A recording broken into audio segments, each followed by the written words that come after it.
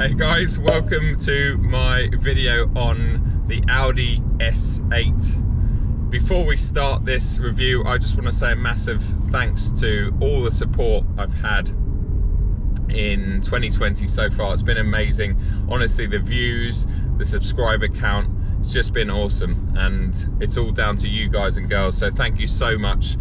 Please remember to give this video a thumbs up if you enjoy it, and to subscribe as well. Interestingly, 75% of my viewers are actually non-subscribers, so there's a lot of you out there that haven't subscribed. Doesn't cost anything, doesn't take anything, just hit that subscribe button and the bell icon. Just helps me present my numbers in front of manufacturers and get my hands on more amazing cars like this Audi S8. So as I say, massive thanks and appreciation for the support in 2020.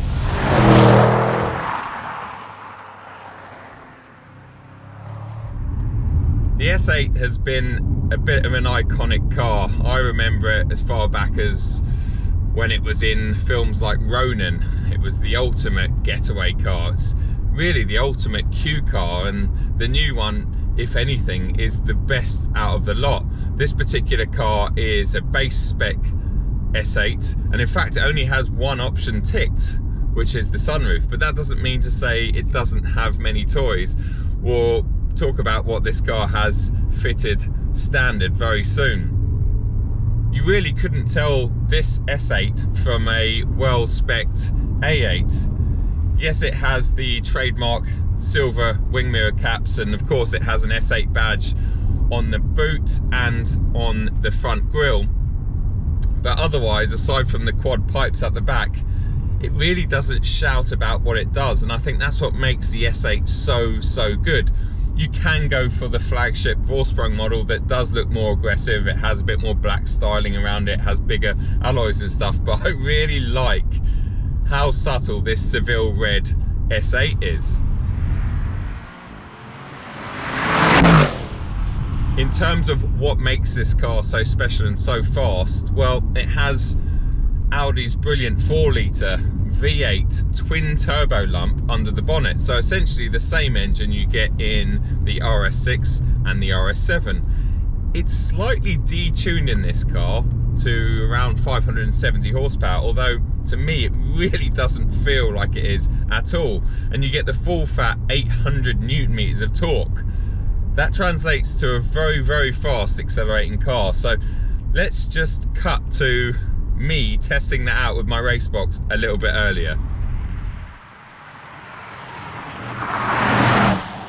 Launch control in the Audi S8. I've got everything switched off. I'm in dynamic, I'm in sports automatic, so I'm going to let the ZF gearbox change the gears, usually the best way these days with modern software and modern gearboxes. So left foot hard down on the brake, right foot on the accelerator. Race box is ready, here we go.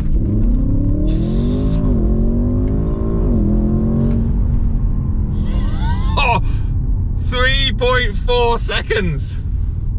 3.4 seconds.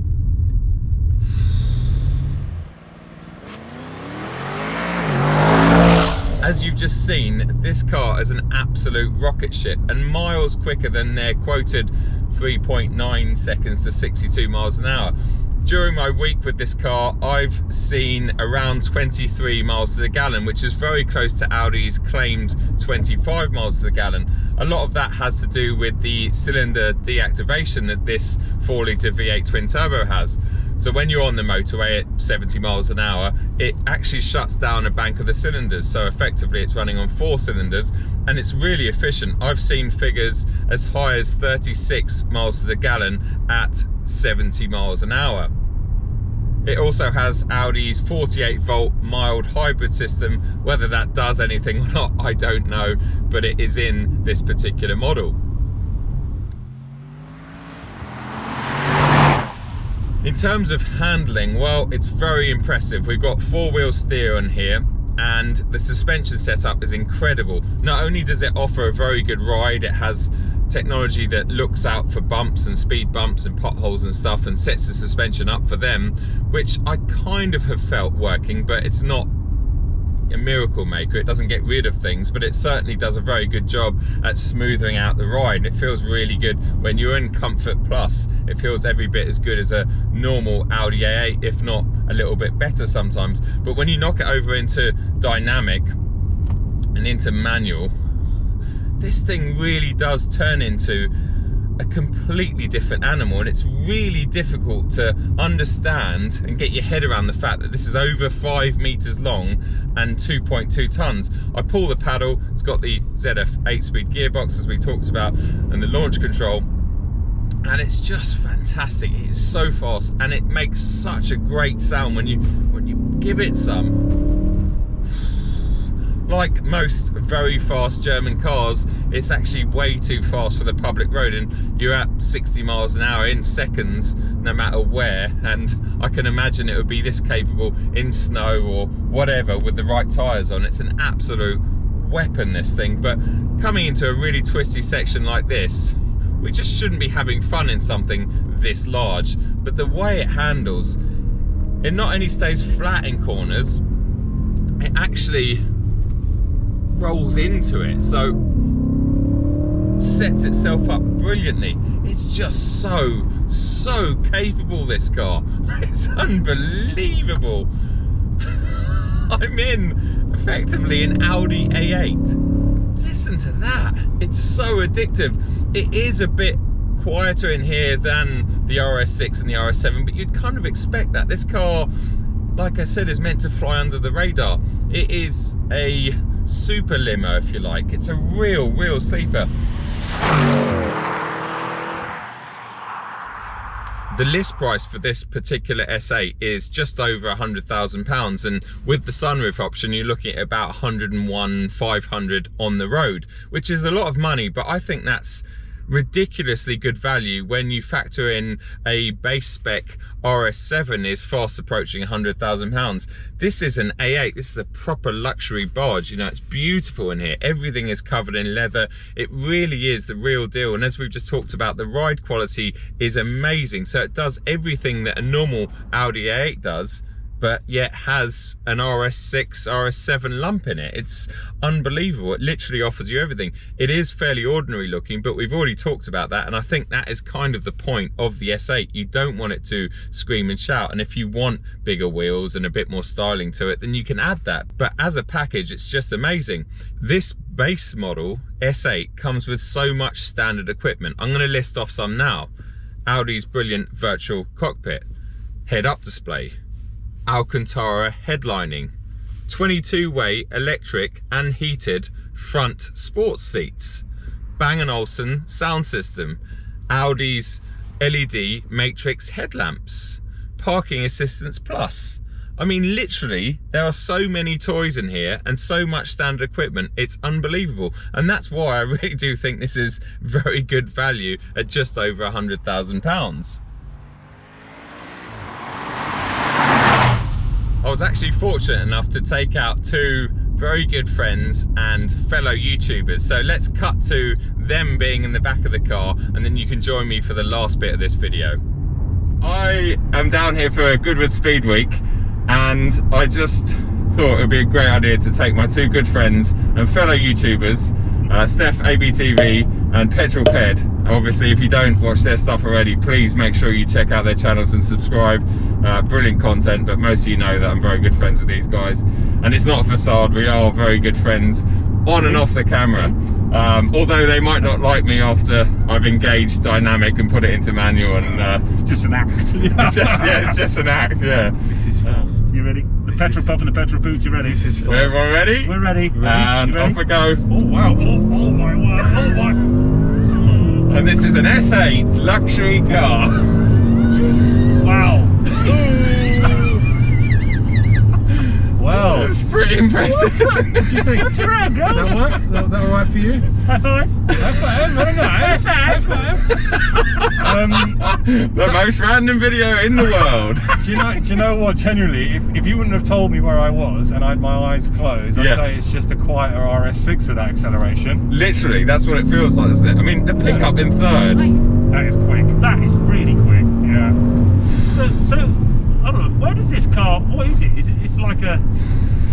Is it a big exec saloon? Is it it's a like something to be driven in? Is it a sports car? I think it's a bit confused about what it is. I mean, I'm getting a lot of comments on social media just saying, oh, it looks quite dull and boring, but that's kind of, I think, what the S8's always been about. It's a Q car, isn't it? It's like, it looks like a normal spec A8, but it just happens to have an RS6 engine under the bonnet.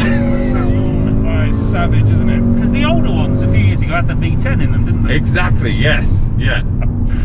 Cool, well, guys, thanks a lot for this random appearance. Anytime, mate. In the video. Thanks for picking us up. Yeah, no worries. Yeah. It's the first time I feel like I'm back at work since March. I was going to say, if you drive like that when you are at work, mate, then I wonder it's not going well. Well, you know, yeah.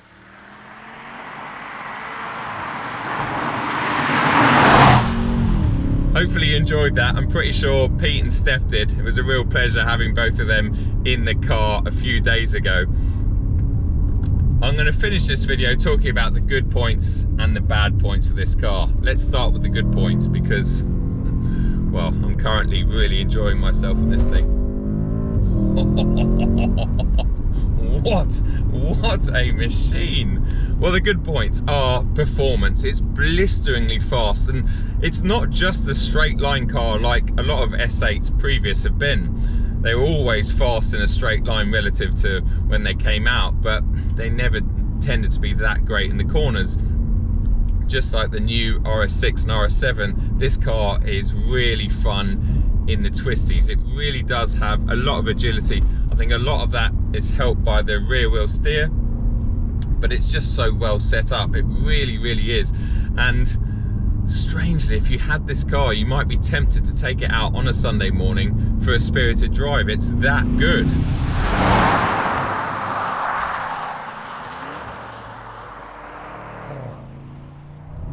On top of all that, the ride itself is very good. So when you've knocked it back into Comfort Plus, it really does become a very, very comfortable A8. And in fact, you can hardly hear the brilliant 4-litre V8, and it just settles down into a fairly normal and ordinary, not that you can call an A8 ordinary, but it has that ability to switch between the two cars from a monster to an absolute limo. Something else that I love is just how understated it is. It really doesn't shout about what it is. It's so subtle, and pull up against this at a set of traffic lights, you would never realise at all that this is going to do 0 to 62 in 3.5 seconds, and that means it would beat the majority of sports cars out there, and in fact keep up and actually beat a couple of supercars. Especially if it was wet outside, it's going to absolutely destroy anything that's rear wheel drive. And the last positive that's on my list is value for money. I think it offers really good value for money. In a world where whatever you buy, you end up spending an absolute arm and a leg on options, especially bigger cars that fit in this large sort of luxury segment.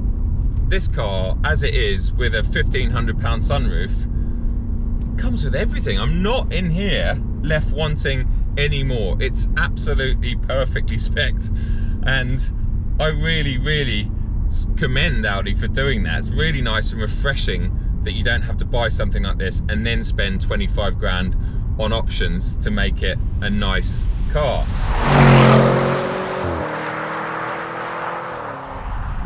In terms of negatives, well, as most of you know, I'm not the biggest fan of Audi's touchscreen infotainment. I'm slowly getting more used to it the more press cars I borrow, but it just doesn't look great after you've used it for 20 minutes. There's grubby fingerprints all over it, and it's just not very intuitive. I end up looking down where I should be looking, you know, through the windscreen and where I'm going, and I just find it distracting, and I don't think that it works that well. It looks fantastic when it's clean, but in terms of usability, I'm just not the biggest fan. Last couple of negatives, one being cabin squeaks and rattles. There's a couple of noises that are coming from the dashboard area. I am nitpicking here, but it's not really acceptable on something of this level and quality in a car that's made by Audi, but I have seen that to be the case in a few modern Audis recently. And without sounding like too much of a BMW fanboy, you very rarely get that happen in a 5 or a 7 or an 8 series. So I wish that wasn't the case, but they're not major noises. This is me just living with this car for a week and hearing them occasionally. My last negative is the fact that this brilliant car isn't available in a long wheelbase version, because this as a chauffeuring car for celebrities, as a getaway car, it would just be mega. And I know that BMW do the M760 Li, but that's over £130,000, so 30 grand more than this car.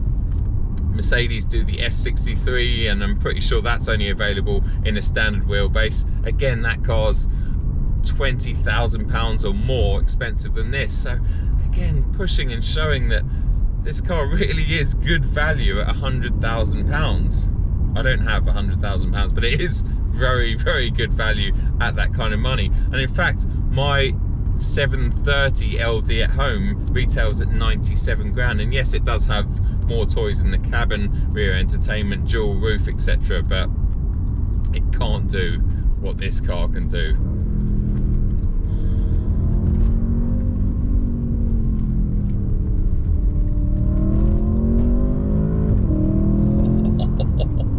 Guys, thanks a lot for watching. Please give us a thumbs up if you did enjoy this, and like I said at the start of the video, please subscribe if you haven't already. It really, really helps me get my hands on more cars for future content. Thanks for watching, and I'll see you at the next one.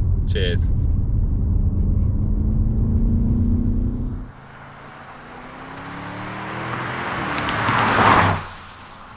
Well, the girls are helping out. Mr. Oi, how did this happen? How did this happen? And Mr. Joe Achilles at my house. Your Uber driver. Yeah, baby. COVID friendly and all that. I say, driver, take me down the road fast.